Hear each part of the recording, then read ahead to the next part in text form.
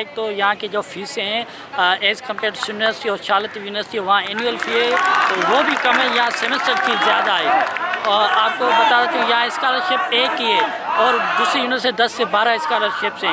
यहाँ की कैंटीन आप देखेंगे वो बैठने के लायक नहीं, उसका खाना खाने के लायक नहीं, लेकिन वहाँ पे देखो दूसरी यूनिवर्सिटी में आप देखेंगे बहुत अच्छा सा खाना मिलता है। और यहाँ की जो ट्रांसपोर्ट है, यूनिवर्सिटी के अंदर कोई ट्रांसपोर्ट को नाक़िस है ही नहीं, बल्कि बाहर भी जो है वहाँ स्टूडेंट को एक दूसरे में बैठने की जगह नहीं मिलती। हरासमेंट है, शागिर्दों को हरास किया जा रहा है। इसके अलावा ट्रांसपोर्ट्स के बहुत यहाँ पर इश्यूज़ हैं जिनको तलबात को सामना करना पड़ रहा है। उसके अलावा कैंटीन के मसाइल हैं और सबसे ज़्यादा जो बड़ी बात है वो ये है कि जो उनकी स्कॉलरशिप है उन पर भी ढाका डाला जा रहा है। और तालीम के हवाले से अगर फीसेस की बात करें तो पूरी सिंध की तरह यहाँ कराची यूनिवर्सिटी में भी तलबा से इजाफी फीसेस चार्जेस की जा रही है। यहाँ पर बदकिस्मती से मुझे ये बड़ा दुख हो रहा है, अफसोस से मुझे कहना पड़ रहा है कि इंतज़ामिया बिल्कुल लापरवाह है और उसको ये भी पता नहीं है कि यहाँ पर जो स्टूडेंट्स पढ़ रहे हैं उनके साथ मसाइल क्या है, उनको सुना जाए, यानी वो बिल्कुल बेखबर है। इनको कोई प्रॉपर इधर फैसिलिटीज़ नहीं है। इतनी यूनिवर्सिटी की बजट आती है, इनको पता ही नहीं चलता, ना कोई मेंटेनेंस होती है, ना क्लास का डेकोरम होता है, ना ट्रांसपोर्ट अच्छी है, ना कोई बुनियादी सहूलत है। तो इसलिए हमने 2 दिन पहले भी वीसी साहब को चार्टर दिया था कि ये हमारी डिमांड है, हमारी डिमांड्स पूरी की जाए, लेकिन उन्होंने कोई रिस्पॉन्स नहीं किया। और एहतजाज भी हमारा जमहूरी हक़ है, ये नहीं कि ये गैर कानूनी अमल है, ये भी हमारा जमहूरी हक़ है। हम अपने मुतालबात, अपनी बुनियादी सहूलियात के लिए आगे निकले। अगर इंतज़ामिया लीगली तरीके से मतलब वो हमारे मुतालबात नहीं मानती है तो इस वजह से ये देखें, ये तब तक हम बैठे रहेंगे जब तक वीसी साहब खुद नहीं आकर मिलता और हमें यकीन नहीं दिलाता कि वो हमारे मसाइल हल करेंगे। हमारे मुतालबात ये हैं कि हमसे जो ये इतनी बड़ी फ़ीसेस जो एक्सपेंसिव फ़ीसेस ले रहे हैं हमसे, इतनी 2 साल के अंदर अंदर इन्होंने 15 से 20 हज़ार फ़ीसेस इंक्रीज़ किए हैं। हमारे डिपार्टमेंट में पहले 50,000 तक थी फ़ीसेस, अब जो इस सेमेस्टर में बच्चे आए हैं उनसे 55 तक फ़ीसेस ली जा रही हैं और ये बहुत बड़ी अमाउंट है। तो हम ये चाहते हैं कि अगर हमसे इतनी बड़ी फ़ीसेस वसूल की जा रही हैं तो हमें उस तरह से हमें सहूलियात भी, हमारी बुनियादी सहूलियात हमें दी जाएँ।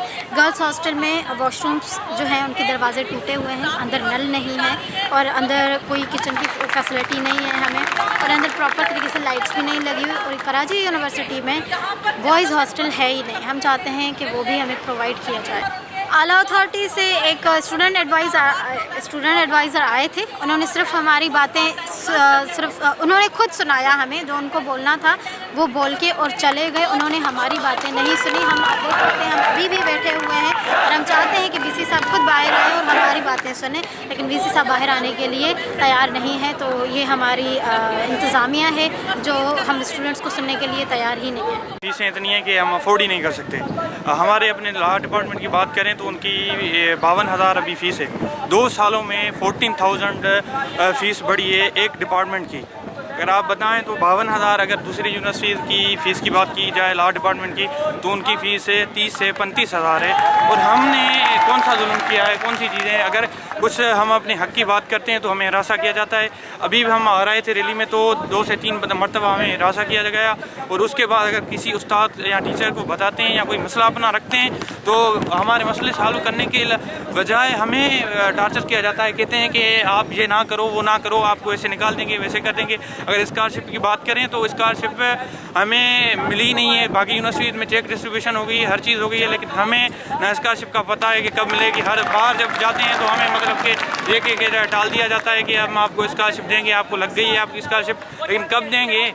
अगर फर्स्ट ईयर में जिन स्टूडेंट की लगी थी अगले साल तो उनको अभी तक उनको मतलब कि फर्स्ट इंस्टॉलमेंट मिली है, उसके बाद पता ही नहीं है कि इनको मिलेगी भी या नहीं मिलेगी ये। और उसके बाद मेंटेनेंस मतलब कि डिपार्टमेंट ऐसा लगा हुआ है, हम खुद सफाई करते हैं डिपार्टमेंट की।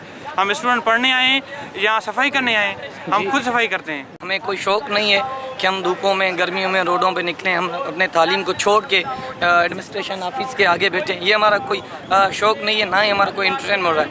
सबसे पहले हमारे ये मसाइल हैं, हमारे हकूक़ हैं, हमें हमारा हकूक़ दें, हमारे मसाइल हल करें। सबसे बड़ा मसला हॉस्टल का है जो कई सदियों से चल रहा है। हमारे हॉस्टलों में भाई हमें हॉस्टल नहीं अलाट किए जा रहे, हमारे हॉस्टलों में और आके बैठे हैं जिनकी सैलरी अलाट हो रही है, हमारी सैलरी भी नहीं है। हम घर वालों के खर्चों पे चल रहे हैं और उसके खर्चों पे हम बाहर इतने भारी भारी फीसें पे कर रहे हैं, हॉस्टलों के रेंट पे कर रहे हैं जो हम हर एक स्टूडेंट अफोर्ड नहीं कर सकता है।